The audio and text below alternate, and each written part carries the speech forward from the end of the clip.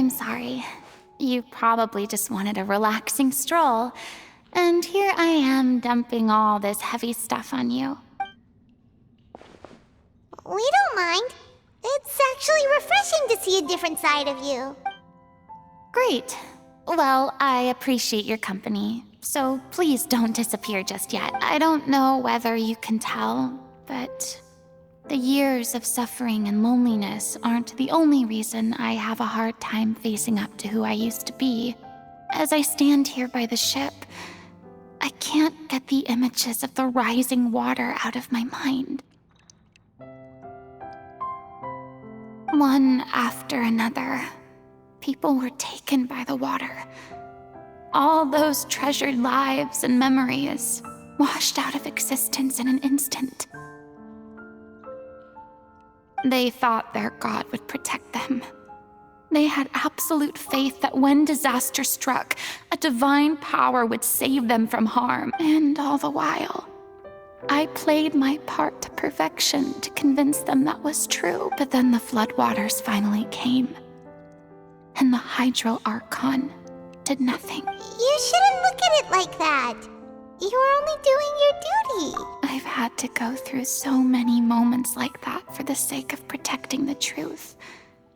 As time went on, it got harder and harder to bear, and I became more lonely and isolated. Eventually, I realized I had nothing left except the truth. I became terrified of completely failing in my task, and was haunted by the thought of being left all alone, weeping on my throne. Fortunately, we were able to avoid the worst-case scenario thanks to the help of heroic individuals such as yourselves. Everyone rose to their responsibilities, and I finally regained my freedom. But on some level, freedom also means no longer being needed. Paimon would have never imagined you'd see it that way.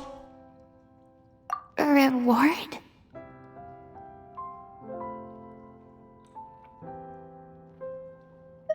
I guess so. Back then, I didn't even dare to dream about having someone to confide in. I was scared of someone recognizing me for who I truly was, and exposing the secret I swore to protect. Believe in the Furina you see on stage. She is the one you can trust. I had to keep all my feelings, all my curiosity about life to myself. No one could be allowed to know. That's what I really meant when I said I'm no good at maintaining relationships. So that's where you were coming from. Paimon totally thought you were just a bit of a diva at heart. Could you please get off my case? I don't know what's gotten into you today. I'm making an effort here. You could at least try to do the same. I do. I once had nothing but the truth, and now I'm finally free to live my own life again. And even though I have no idea where I'm going right now, at least the choice is in my hand. All right, it's about time to head back. Paulo should have finished the ending by... Sure. Okay, let's...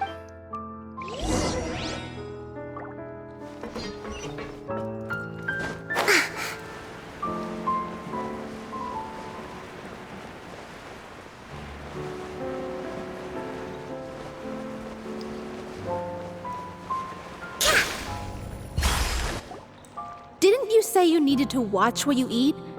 You're supposed to be cutting down on fried foods, not wolfing down copious quantities of fish and chips, you know? Come on. It's not every day we get to dine at Spina di Rosula's expense. Can you believe how generous she is? I'm not about to pass on free food. Anyway, my character doesn't need to be slim and good-looking. That's your job. Are you kidding me right now? It's not your character's health I'm worried about, it's yours. I've spent my whole life battling the effects of ill health, and it kills me to watch you willingly ruin yours by filling yourself up with junk all the time. Oh no, looks like they're arguing again. We're back! Could you maybe put your differences aside for a moment? Ah, you're back. We've been enjoying Spina di Rosula's VIP treatment in your stead. Paulo's nearly done. We shouldn't have to wait too much longer. Great! So you were discussing your characters, right? We heard she's playing the Oceanid who turns into a human girl. What about you? Me? I'm an Oceanid too. He was originally supposed to take the form of a crane, but he outgrew that role. Well, the costume at least. So now he's playing the boar instead. Sorry. The boar's not a bad character, actually. He's the one who raises the little Oceanid, yes? That's right. He has some pretty memorable lines too, like when he imparts some solemn words of wisdom to the little Oceanid. If you become human, you can reveal your secret to no one. You will face suffering and loneliness. Is this truly what you want? Wait, that sounds kind of familiar. It's the most important line in the whole script. I think it's a symbolic statement about our director's life and legacy. She kept quiet about all the trials and tribulations she faced in running our troupe, allowing us to devote ourselves fully to performing. It was only after she was gone that we realized how tough her job really was. You mentioned earlier that the troupe is like your home. Yeah. I was born with an incurable illness, and once my family found out it couldn't be treated, they decided they didn't want me anymore. I spent some years taking whatever work I could find and trying to manage my illness with various medicines. But whenever I had a bad flare-up, I'd be lying in an alleyway for days at a time. It was like that until the director found me one day. She told me I had a great voice and asked if I was interested in studying singing from her. I said yes. She took me under her wing, taught me to both sing and act, helped me find Mora for my meds, took care of me when my condition decided to flare up. I know it was all a huge burden on her. She sounds like a really incredible person. She really was. She gave everything she had to her troupe and the people in it. All of us were so proud to call her our director. I was a lost child too when she found me. As the child of a murderer, my parents weren't around when I was little, so I got sent to an orphanage. The other kids were always picking fights with me. They'd say things like, "Come on, you must be pretty tough if you're the son of a murderer." It was just to taunt me, though. I was an easy target, and they knew it. One day, I got beaten up so bad that I just couldn't take it anymore, so I ran away. I lost all faith in humanity by that point. Thought the whole world was out to get me. Let me guess. Fortunately, the next person you ran into was the director. Yeah, for the first time in my life, I was somewhere I felt safe. And I promised myself I'd stay here until the day the group parted ways. The day you hoped would never come. How times change. Oh, you're finally done? Get your butt over here. There's someone I need to introduce you to. This is our new artistic consultant, Miss Furina. Furina? The Furina? Oh my god, how did you manage to wrangle that? Please, the honor is all mine. I was profoundly moved to hear about your troupe and your wonderful director. I just wanted to do something to help. Same here. Even so, this is just... Oh wow, I'm sorry. I'll try to calm down. Now, where was I? Ah, yes, the script, of course. Let me give you a rundown of how the story unfolds in my version of the script. I'm sure you're already familiar with the beginning of the story. A little Oceanid decides she wants to become a human against the wishes of her family. She finds love and friendship in the bustling city. But then, disaster strikes. The people start to notice that all the fresh water in the surrounding area is slowly disappearing. The soil is becoming arid, plants and flowers are withering, and the people begin to panic. The little Oceanid, Cleo, and her lover decide to do something about it and investigate the truth of the matter together. In the end, they discover that all the waste and pollution created by humans over the years has caused the freshwater to flee the land, as if driven by a consciousness of its own. Consciousness? You mean the water is sentient? Water as a conscious entity. There's actually quite a few stories that explore this theme. Since the little Oceanid is a water spirit, she immediately understands how the water is feeling. She then tells her lover about her true identity, as well as the truth behind the crisis. Her lover accepts her for who she is, and works with her to find a way to bring the water back. However, unbeknownst to them, there were some people eavesdropping when she revealed her secret. The little Oceanid is accused of being directly responsible for driving the water away, and faces the greatest dilemma of her life. And then? In the end, she makes the brave decision to sacrifice herself to save her lover, and the rest of humanity. Huh? But didn't they all treat Cleo like a villain? Why would she want to save them after that? Well, she mainly wanted to save her lover, plus everyone who'd stood up for her. Through her love for her human partner, she was able to find an even greater love, one that extended to all of humanity. Surely the biggest strength of Cleo's character. There's actually something else that bothers me. You know the protagonist is supposed to represent the director, right? And she never had the chance to become a hero in our world. If we're serious about dedicating this show to her memory, we should make the ending as true to life as possible. What about if the little Oceanid is hounded to death by people who hate her, her lover makes sure her secret never gets out, and humanity continues down the path to extinction? That sounds like too cruel of an ending to me, and perhaps a little irresponsible to present to the audience. That ending would be a perfect mirror to Director Aureli's death, both arbitrary and meaningless. On the day when she went missing, Director Aureli had instructed us all, somewhat out of the blue, to leave the court of Fontaine and wait for her outside the city. We waited and waited at the rendezvous point, but she never came. By the time we returned to the city, she disappeared without a trace. We looked for her. The Gardamex looked for her, but she was nowhere to be found. Increasingly, all the signs seemed to point to her being the latest victim in the serial disappearances case. The director was the kindest soul in the world, yet she was senselessly sacrificed for the sake of a so-called experiment by someone who had nothing to do with her at all. But doesn't the way she suddenly told you to leave the city suggest that maybe she had some sense of what was about to happen?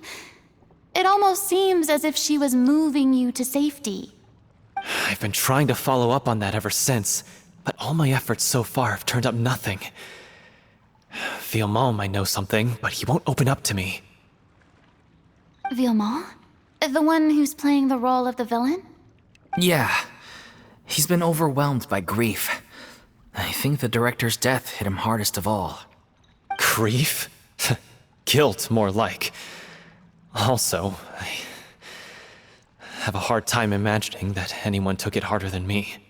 Because, well, speaking of the play being true to life, I was deeply, madly in love with Aureli. What? You kept that one quiet. It's time to be upfront with you all. No more keeping secrets from each other. We'll never be able to agree on the ending if we can't be honest about how we feel. I did tell her how I felt once, but she turned me down pretty much straight away. She said that we were all like brothers and sisters to her, and she'd never considered us as potential romantic partners. Not that it came as a shock or anything. It was what I was expecting to hear. So I told her I'd always be there for the troupe, and I'd always be there for her. I said, maybe one day in the future, when everyone's settled into their own lives and on the up and up, and managing the troupe no longer required her constant attention, well, maybe then she could reconsider what she really wanted in her life. And now, that day will never come. Paulo. So if I'm the one writing this ending, then I'm gonna make sure it does right by O'Reilly. I won't let anyone get in the way of that. In that case, you have to straighten things out with Vilmont once and for all, face to face. We've all had our differences of opinion over the ending, but those two have never seen eye to eye on anything. One of them has to compromise if we're ever going to reach a final decision. Well, if that's where we're at, looks like it's time to go visit Vilmont. Are you ready to face the truth? Honestly, I'm slightly terrified. But for the sake of our final performance, I'll do whatever it takes. Funny you should ask, though. You really do get what I'm going through right now. I certainly do. Come on, everyone. Allons-y!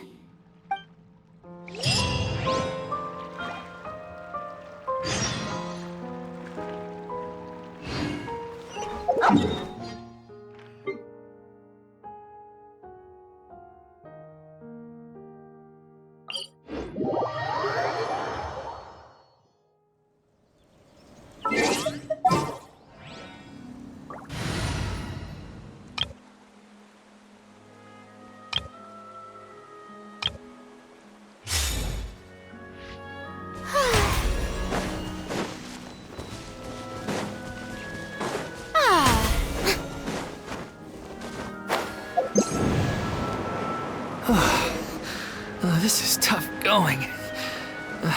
Delphi, are you sure you can manage in your condition? I could ask you the same question. Try to keep up.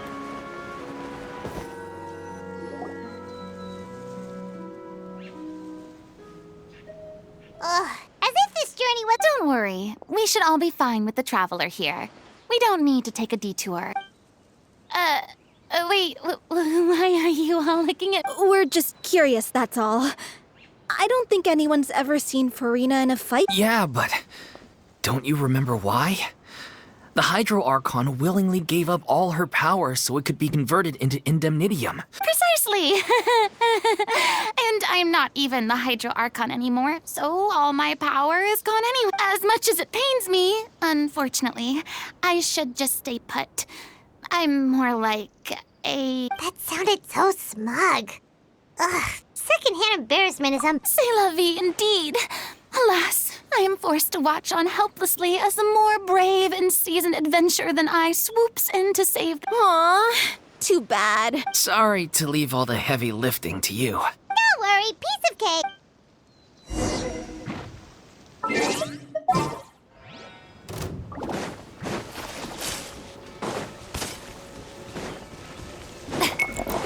Shower me with praise! Bow your head.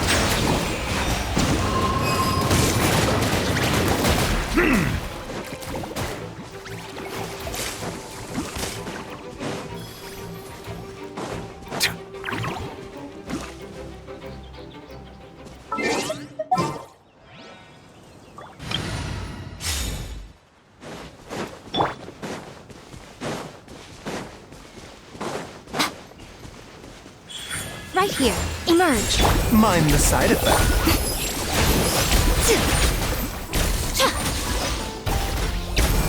Right now. Emerge. Right now. The doctor will see you.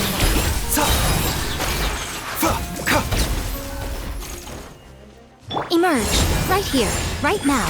Taking a turn for the better. Just mind the side effects.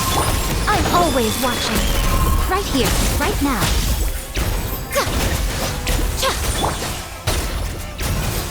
Bravo! Good show! You certainly live up to your reputation. Yeah, thank you. Anyway, the path is cleared now, so onwards and upwards. Vilmont, are you there? Huh? Oh, it's you guys. Wait, what's Lady Furina doing here? I can explain. We've been rounding up the whole troop. We now have everyone except you. So, you think knowing the truth about the director's disappearance will help you write an ending to the script that pleases everyone? I care just as much as everyone else about making the little Oceanid a success. That's why I wanted to wait until after the show. If I open this can of worms now, I just don't want to make things difficult between us. We're supposed to be a unit when we're on stage. Viamont, avoiding the truth will not help anyone. Unless you mean to suggest that Aurelie's death had something to do with you. I don't want to talk about it. Listen, Viamont. I used to think that my love for Aurelie was a point of shame. I never brought it up to anyone. But now, I've made up my mind to put it all on the table.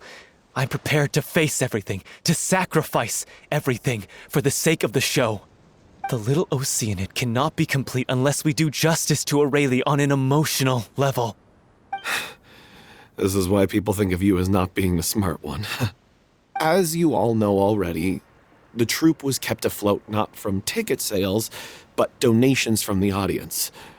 Of course, that was nowhere near enough. We took on side jobs when we weren't performing, but even then, the troupe's financial situation was pretty dire. So, anyway, one day after a show, a merchant came to me and offered us a huge sponsorship. In return, we just had to provide the audience with their drinks during performances. It seemed like a win-win, so I said yes to it on the spot without consulting the director. It was only when the merchant came to deliver the goods that I realized the drink in question was synth.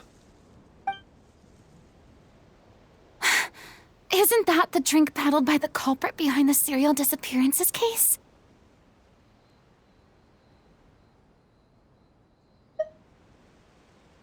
I freaked out when I saw the boxes. And I told the director everything right away. She was completely shocked as well. But she didn't reprimand me for making the decision without consulting her. Instead, she contacted the merchant and stated that the troupe could not agree to this collaboration. The merchant was furious, berated us for going back on our word, and threatened to sue us for damages. The amount was astronomical. There was no way we'd be able to pay. And then? I was going to sort it on my own, but the director stopped me. She said that this was an issue for the whole troupe and it wasn't my fault. But things only got worse from there. The synth merchant just wouldn't let up, and then suddenly the director told us all to leave the city one day. I knew then that things must have reached a boiling point. I admit this whole thing was my mistake. I didn't dare to tell any of you the truth back then, and after the director disappeared, I was even more afraid to say anything. Yeah, I got Aurelie killed. There, I said it. Happy now? Hey, don't say that. You traitor! You knew Aurelie was in danger. Why in God's name didn't you tell us? What do you mean, you were afraid? This was a life and death situation. We could have saved her! How could you be so stupid? Please, try not to get too worked up. Yeah, listen to him. You need to stay calm. Stay calm? How can I stay calm? This guy got Aurelie murdered! She was the love of my life! And he has the gall to try and high-road us, claiming that he kept his mouth shut for the sake of the show! How about taking some responsibility for what he's done? All I can say is I'm sorry. Truly. I wanted to apologize to everyone in the troupe, but that won't bring back the director. What good is my apology now? I'm just a coward who made an awful, terrible mistake that I can never take back. Beat me up if you want. Kill me if you prefer. It's what I deserve. End my life. So I can meet the director and apologize to her in person. Get out of my sight! Go! Get lost! I don't ever want to see your face again! That's enough! You've screamed and shouted at each other for long enough. Now pipe down, both of you! Can you stop conflating the show on stage with your real-life relationships in the troupe? You keep saying that you want to use this final performance to pay tribute to your director and celebrate her life. How can you do that if you're just using it as an excuse to vent your own emotions? You're right. I'm sorry. On stage, the lead role is the focal point of the audience's attention. And you're all used to seeing the director as the heart of the troupe. But in her own life, her greatest desire wasn't to be the center of attention. I can tell how much she loved you all, and how much she loved the troupe. What she wanted was to build a warm home for all of her brothers and sisters, to shield you all from the storms that rage in the world outside. That's how you should remember her, and that's what you should be celebrating. I understand why you're trying to make her the hero of the story, but isn't she your hero already? After everything she did for you? Yeah. So think hard about what that means. And then think again about what you hope to achieve by arguing with each other. If you really hate each other and can't reconcile your differences, then you could just call it quits now. Why bother with the final performance if the group is already fractured? But you can't bring yourself to do that, can you? You care too much about Director O'Reilly and the home she built you all to let go. What are you laughing at? I don't see what's so funny. Sorry, I didn't mean it that way. It's just that, for a moment there, it felt like our director was back with us again. If she'd seen Paulo and Villemont at each other's throats like that, she would have scolded them exactly like you did, in that same stern voice. Really? But she sounded like such a gentle person. Of course she was. Even her harshest lectures came from a place of kindness, and it showed.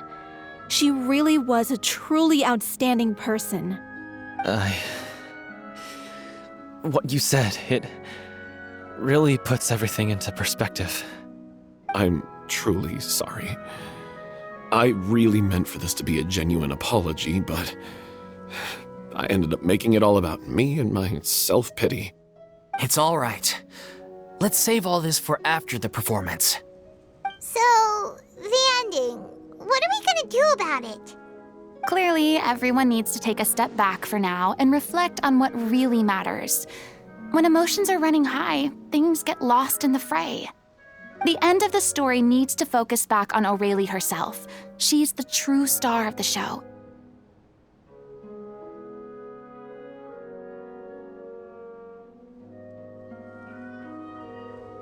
What do you mean? The Traveler is right. You once investigated that underwater synth base and recovered items belonging to the victims. If you could find anything that O'Reilly left behind, perhaps we can get a better sense of what she went through in her final days. You really think that's possible? I trust that nobody would object to the ending of the story being based on O'Reilly's true feelings. No.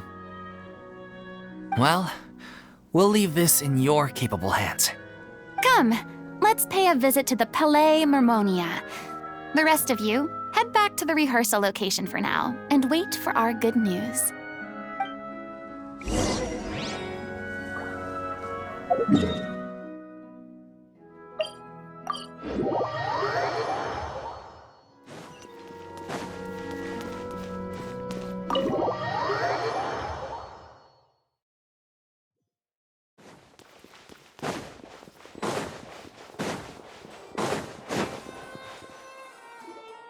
You want to review some recovered items connected to victims of the serial disappearances case? But, that case has been closed for quite a while now. Still, since you were the ones who discovered and submitted the evidence in the first place, you don't actually have to submit an application. Okay, please hold on. I'll have someone dig them out.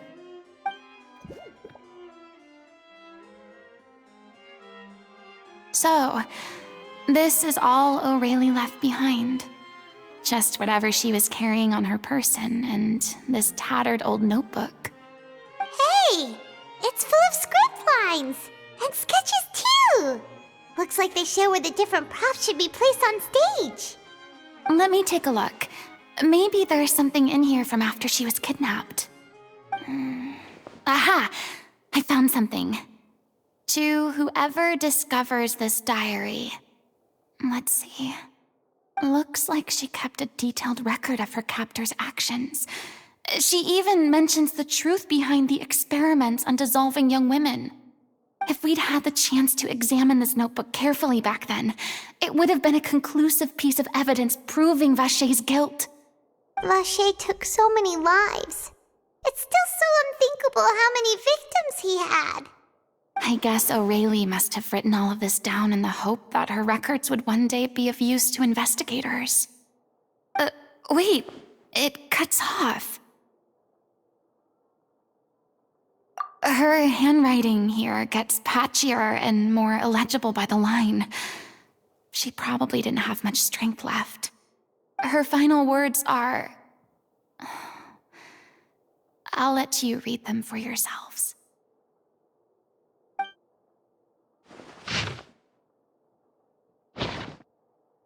She was so terrified.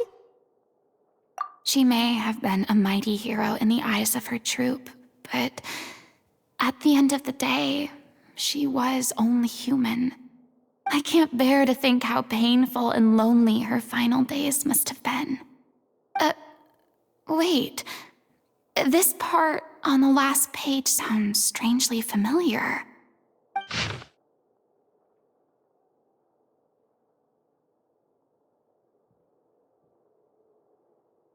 If you become human, you can reveal your secret to no one. You will face suffering and loneliness. Is this still what you want? Isn't that the most important line in the Little Oceanid? Because I am an older sister to them.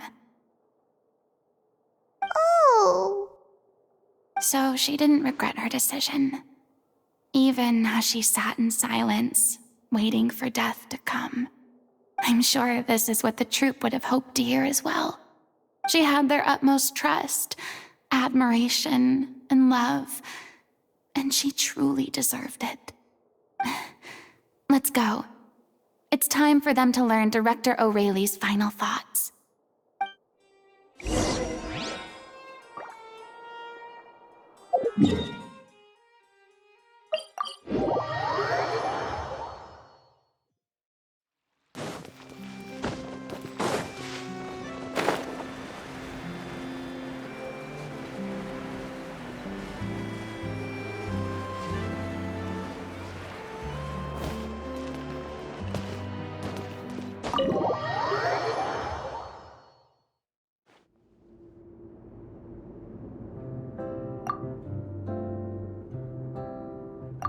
She deserves a hero's farewell.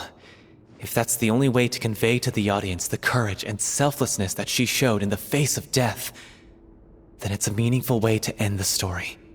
Even in the last moments of her life, she was still leaving a trail for others to follow. She did her best to protect as many people as possible, even if it meant sacrificing herself. We know what choice our little Oceanid would have made now. I don't think any more discussion is necessary. Well, Vilmont, if we put the past aside for now, do you think you can bring yourself to go ahead with the show? I will channel all my regret and put it into my performance, to make this a show worthy of our director. I won't ask for your forgiveness, and you don't need to worry about my feelings. This final farewell show should be about Director O'Reilly and her alone. Then it seems like we've reached a consensus. I have a feeling that this will turn out to be the most mesmerizing performance of your lives. Really? How can you be so sure when you've never even seen them perform before? Don't underestimate my experience. After watching a countless number of musicals, I've learned one important thing. If you want to move the audience with your music, you must fully commit and immerse yourself in your role, pouring all your emotion into your performance. And aren't human emotions love, hate, regret, and hope. Just the most mesmerizing things in this world. I don't believe anybody could be more committed to bringing this story to life on the stage than they are now. Thank you for the vote of confidence, Miss Furina. And thank you for supporting us through all this. Then, let's not delay things any longer. We need to discuss the details of the ending and get it nailed down once and for all. Actually, before that, I'd like to make a proposal. During the curtain call, please allow me to use the director's name instead of my own. Huh? But then... After all, this role was originally meant to be played by the director. I'm just filling in for her. Besides, a role commemorating her life should be associated with her name. Well, if you're sure you're okay with that, I have no objection to it.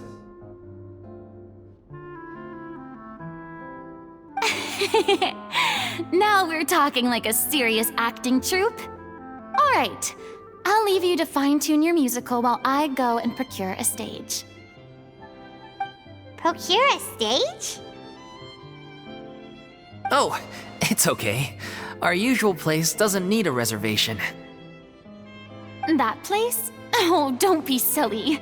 For an extraordinary show, we need an extraordinary stage. By which I, of course, mean the Opera Epiclese. Whoa, wait, what? No. That's never going to work. It's far too fancy for the likes of us. What are you afraid of? Surely you don't think that Aurelie's story is unworthy of the grandest stage in Fontaine. No, though that's not what I meant. It is supposed to be your grand finale, right?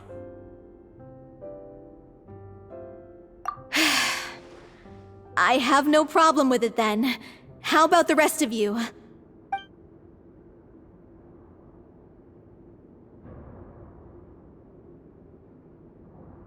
I'll take your silence as a yes. Thank you for giving us this opportunity. It really is a dream come true. Well, then don't disappoint me. If you mess this up, it'll reflect poorly on me too. Come on, we'll need to get the go-ahead from Nerilette. I know just where to find him.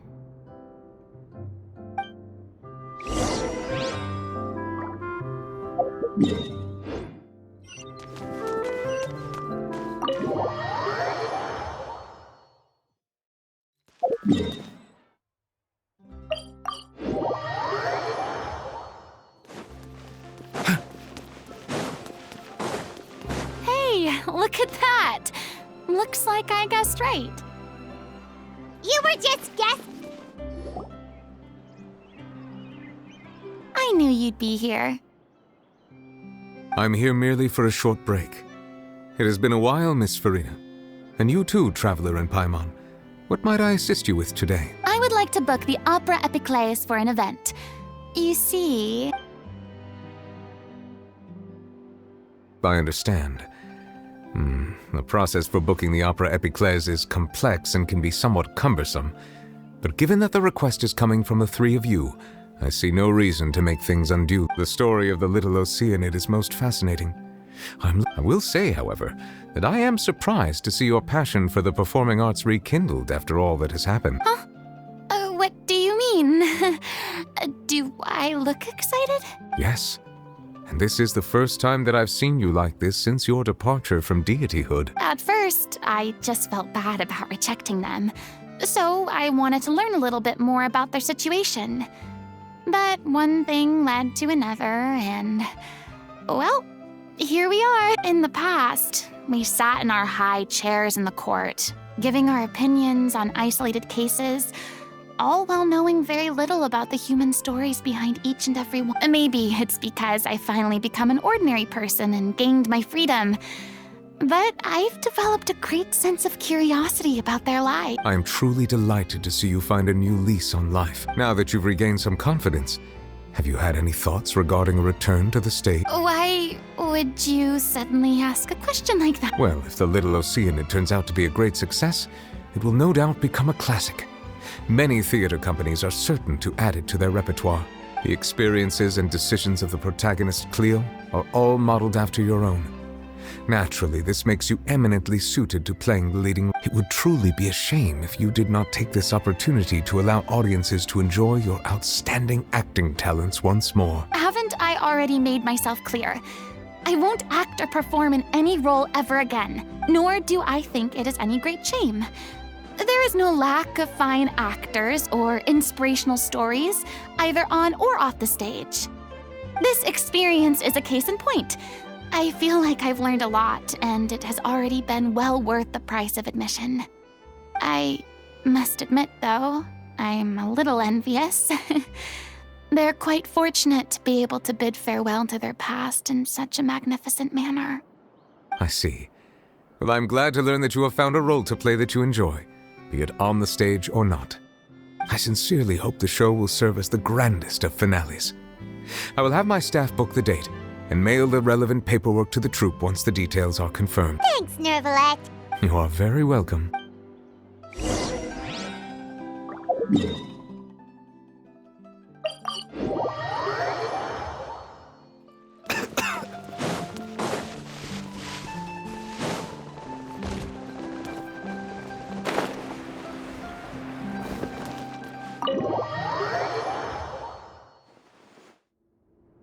Good news, everyone. It's done.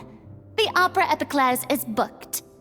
Thanks to my eloquent and impassioned speech, Monsieur Nervalette was moved to provide us with a fitting stage for this special performance. We've had to fight every step of the way for this opportunity, but we now have all of the ingredients necessary to stage a truly spectacular performance. A touching story, a magnificent venue, and last but not least, a passionate and dedicated cast. Now, let's work together and make this show the best it can be. This is truly wonderful. The sooner we can finalize the ending, the more time we'll have to rehearse. Fiamma and I just went over some parts of the script and tweaked a few things. I think it's really going to resonate with the audience now. Wow, you two had a constructive conversation? That's great! Communication is vital to any good performance. Look at us! We've come so far. I never could have pictured this scene a few days ago. It's amazing! Even though Furina's still being a bit of a drama queen about it all. Please feel free to give us any comments or suggestions you have. We really value your input. Hey, Loic, get over here. Time to practice the opening number.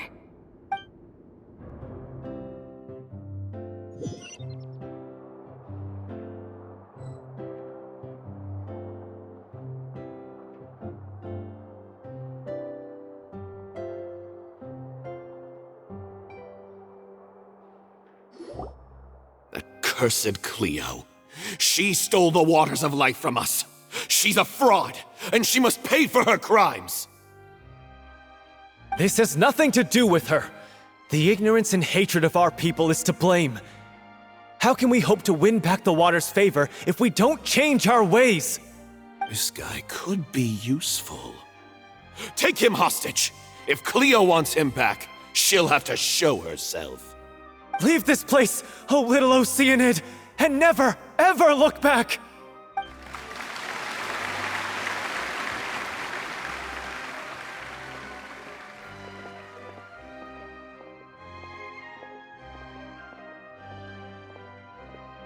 Everyone's really throwing themselves into their roles.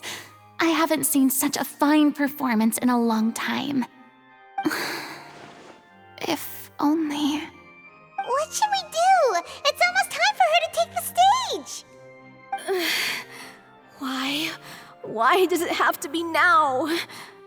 Hey, what's going on? You're due on stage any second now. Oh no, not again. But why? What about your new meds? Did they stop working? They've been getting less and less effective over time. I've had to keep increasing my dose. What? I thought they cure it. So they were only managing your symptoms? I figured whatever it took to get me through this final performance. How could you do this to yourself? And after that lecture you gave me about not looking after my health. I'm sorry. I've let everyone down. You... This is a conversation for another time. How can the show go on without its star performer? Miss Furina, I'd like to make a request of you. Say no more. If you're sick, you need to rest. I know what you're going to ask. Loic, your character has no more scenes, correct? Oh, yeah. I think my scenes are all done. Although, I do have one more line. But I guess another guy in the troupe with a similar voice register could take it. Why? Please take Delphi back to her place to rest. I'll sing the finale. From the sublime to the ridiculous. After all that, everything's come full circle. Thank you, Miss Furina. I'm so sorry to put you in this position after everything you said. Never mind. What's done is done. It's really my own fault for getting in too deep. No one likes regrets, myself included. Leave it to me. I've watched you rehearse so many times that I've learned Cleo's part by heart. I do not doubt your acting skills, but please allow me to ask just one more question. After all, this show is dedicated to the life and legacy of our director. What, in your opinion, is the reason Cleo shines so brightly? It's her pure heart. Despite all the pain and loneliness she had to endure, she never once stopped believing in the beauty in this world. Well said. I leave Director O'Reilly in your hands.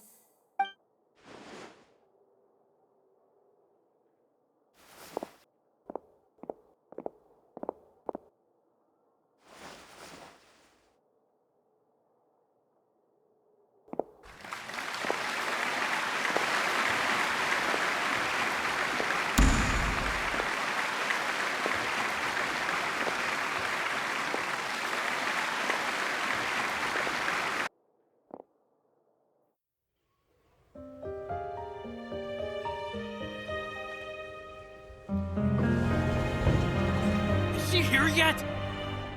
Let's get here! She's not coming! You're wrong. She's here.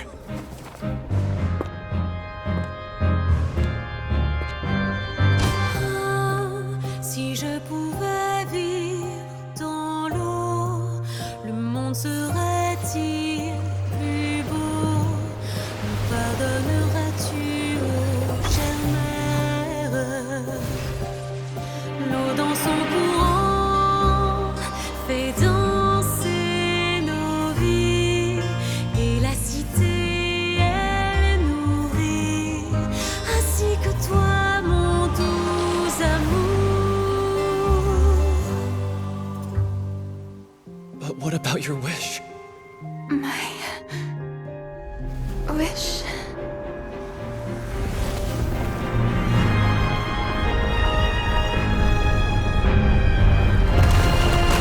If you become human, you can reveal your secret to no one.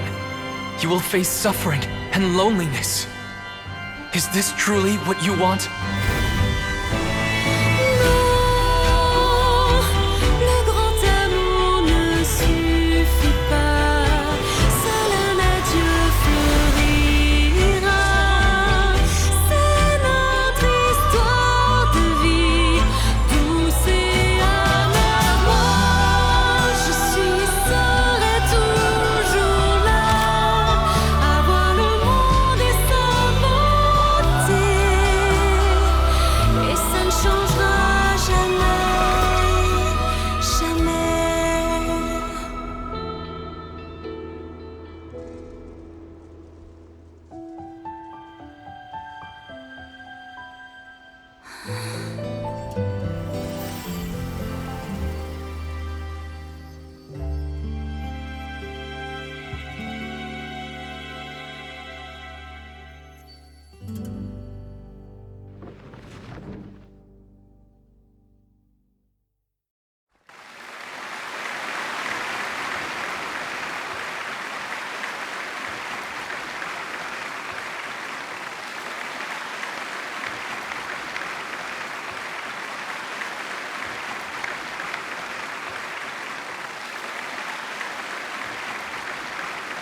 Is it just me?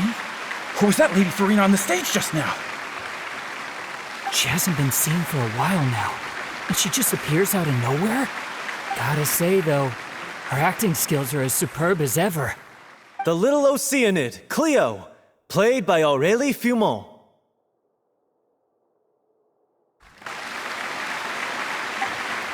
Wait, that's not her name. What's going on? I don't know, maybe it's just a doppelganger. I've spent a lot of time out of the spotlight, and they didn't use my name during the curtain call either. Hopefully, not too many people recognized me.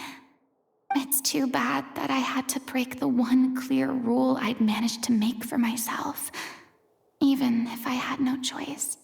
Still, I have to admit that, despite everything, it felt good to be back on the stage again.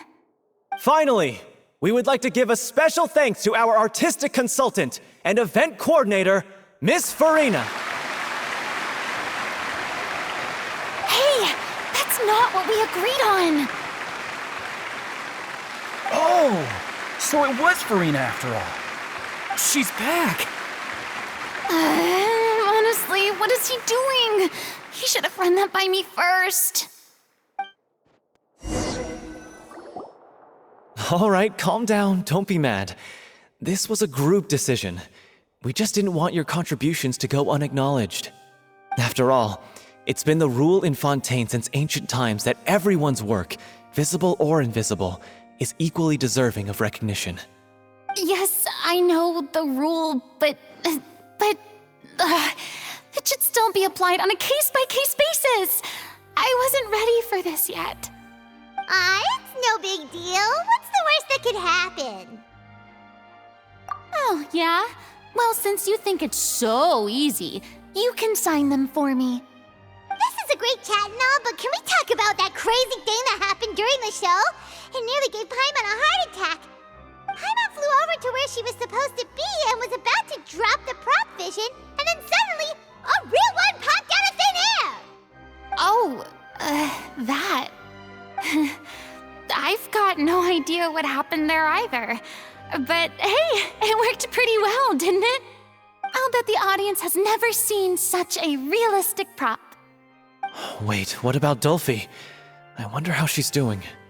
Oh, let's go check on her as soon as we finish clearing the stage. Yes. Plus, she'll definitely want to hear how the end of the show went. If nothing else, we can safely say that we accomplished what we set out to do.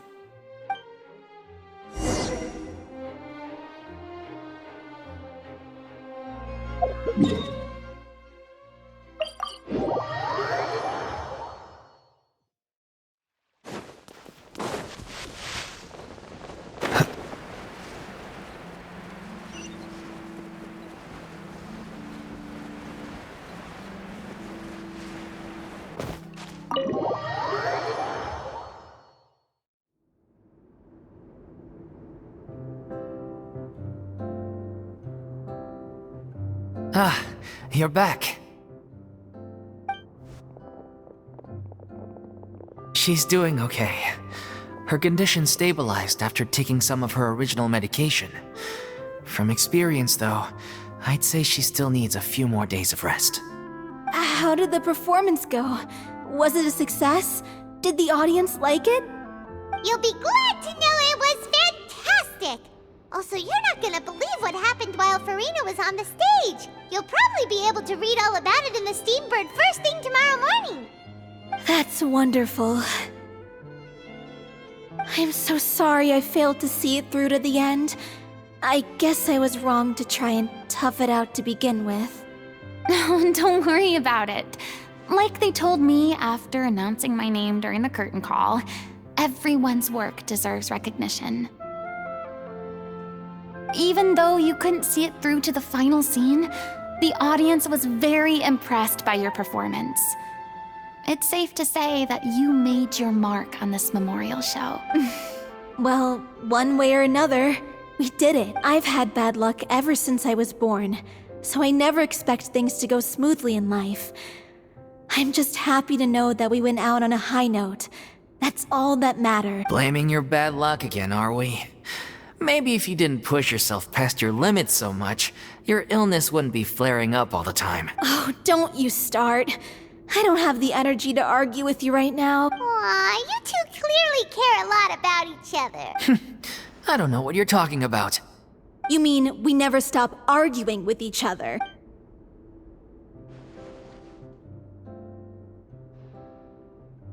So, any plans for the next step? After the brilliant performance you put on, the reputation of your troupe is sure to spread through Fontaine like wildfire.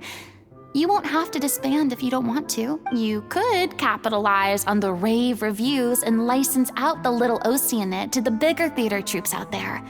That would do wonders for your financial situation. No, we should still disband. Yeah, it's what we all agreed to. After all that's happened, I should give you guys some space. But maybe our paths will cross again one day. Hey, don't just walk off!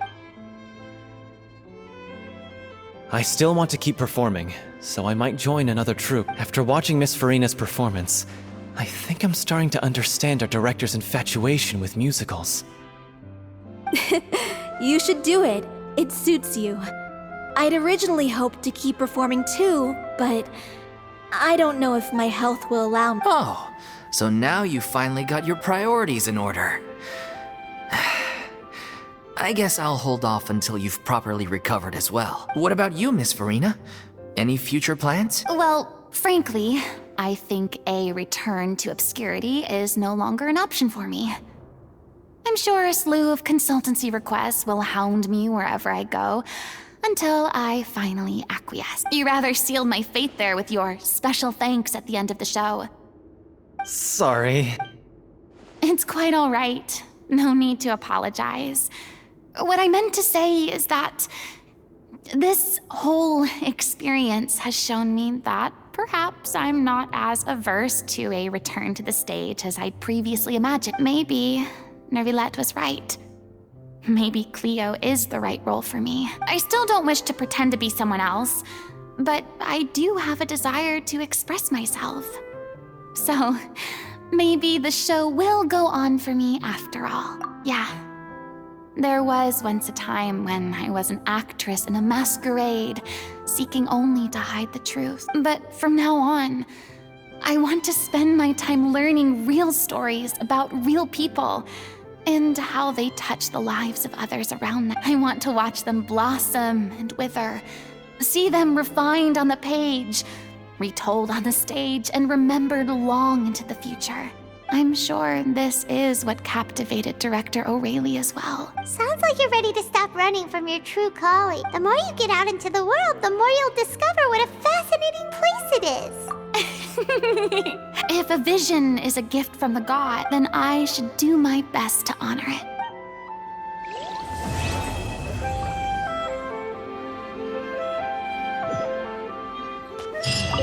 It's ironic to think that in my whole time as a god, I could only ever dream of receiving this kind of power. And now that the gods have given me their blessing, it actually feels more like I'm finally able to take my fate in my own hands. Is that how humans feel about it as